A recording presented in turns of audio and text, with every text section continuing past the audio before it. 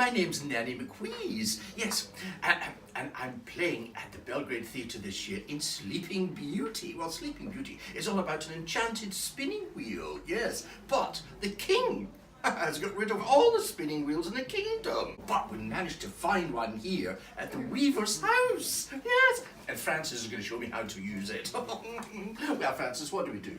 Well, first of all, you've got to get your feet going.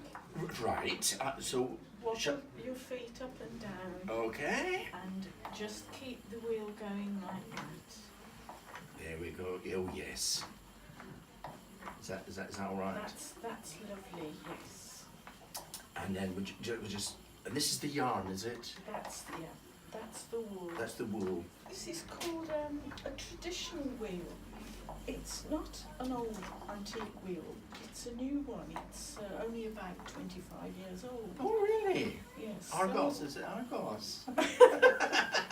Wasn't it MFI?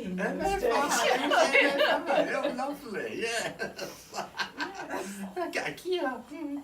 That's a lovely one. It really is. It's a copy of an original. A copy of an original. How lovely, and it works really well, I have to say. Thank you very much, Francis. Okay.